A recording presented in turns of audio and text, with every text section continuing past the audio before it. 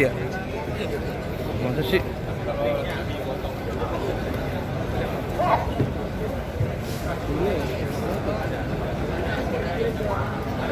Banyak banget, boy.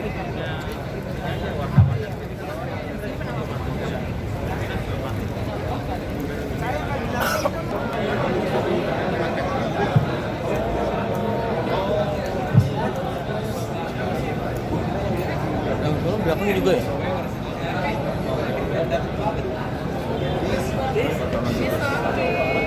Ada. Terus siapa ya?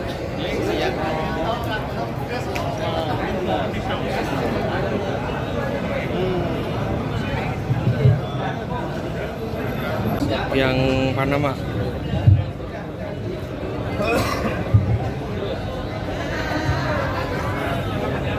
Sulit tuh.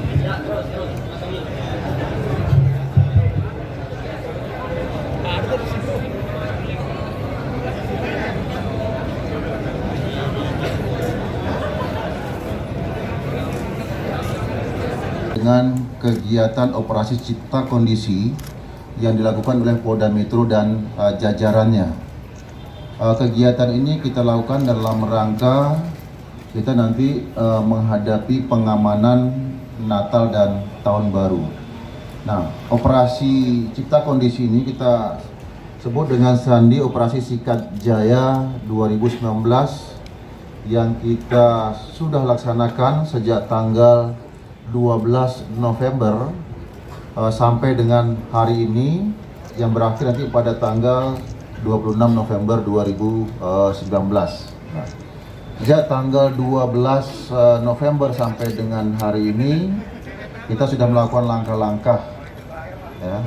Tentunya yang pertama kita menyusun target-target operasi apa yang harus kita lakukan, baik target operasi terhadap orang maupun barang dan lain sebagainya. Nah, sasaran operasi ini kita lakukan terhadap kegiatan-kegiatan pelaku seperti begal, kemudian jambret, pemalakan, perampasan, curas, kelompok-kelompok geng motor, ya, pemalak dan lain sebagainya. Nah, dalam operasi sikat yang kita lakukan sejak tanggal 12 sampai dengan hari ini ada sebanyak 1.761 kasus di seluruh jajaran Polda Metro Jaya. Nah, kita menangkap sebanyak 3.314 orang, kemudian yang kita tahan 547 orang, tidak ditahan 22 orang, dan kemudian yang kita bina 2.745 orang. Nah, ini yang kita lakukan. Kemudian dari itu semua ada beberapa barang bukti yang kita sita. Kalau tersangka sebanyak tadi itu baik ditahan baik di Polda Metro maupun di jajaran Polres-Polres yang ada di Polda Metro Jaya. Uang tunai itu sebanyak 83.473.000 rupiah. Ada senjata api sebanyak 8 pucuk ya. Ini rekan-rekan bisa lihat ini salah satunya nih. Nah, ini senjata api. Ini juga ada senjata api juga, ini bisa dilihat. Jadi ada ini 8 pucuk kita dapat, kemudian senjata tajam sebanyak 60. Itu Pak Sujudi lihat nih. Nah, ini lihat nih. Ini lumayan nih kalau kena orang ini kan berbahaya sekali nih.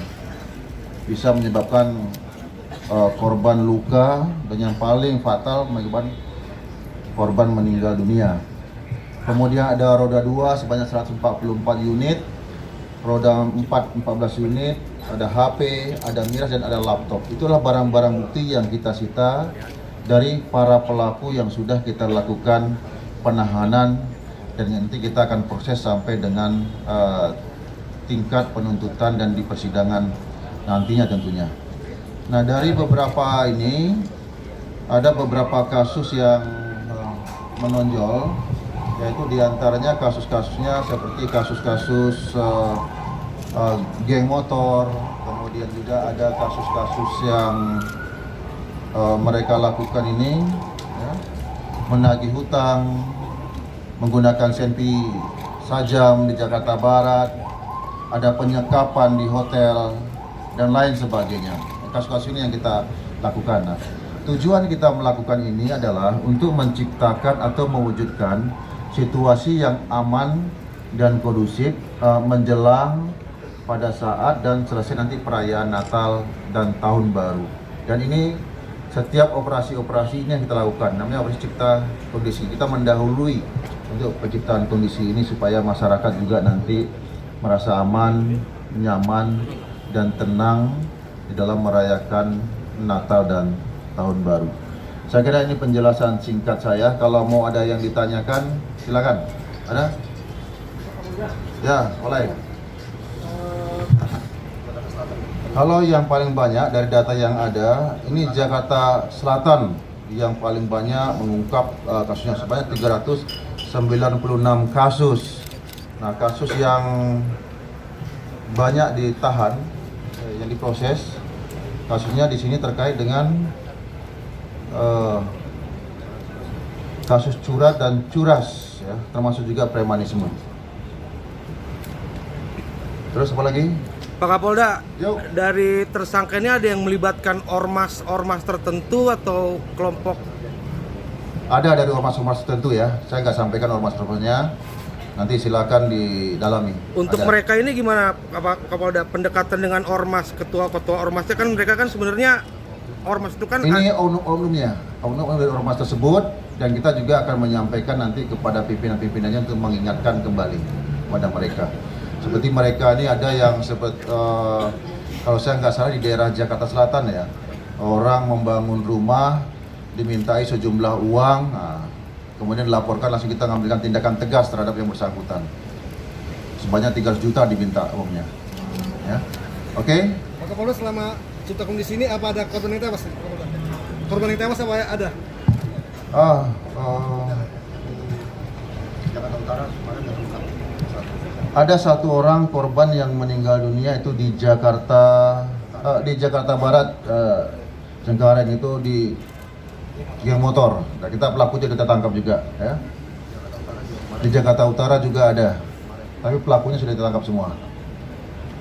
Oke ya. kalau silakan. pelaku yang ditindak tegas dengan timah panas gitu, nggak ada tembak gitu? Ada satu orang di Depok, karena yang mohon maaf, di Jakarta Timur, karena yang bersangkutan melawan petugas, ya. Jakarta Timur ada satu orang. Opo. Ribuan Pak Kapolda. Kalau kita lihat analisisnya bahwa semua ini adalah faktor ekonomi. Karena faktor ekonomi mereka melakukan itu. Ini gimana nih Pak Kapolda? Kedepannya bagaimana kalau bukan karena biarnya polisi untuk mengungkap, tetapi karena faktor ekonominya ya? Ya, salah satunya itu faktor ekonomi ya.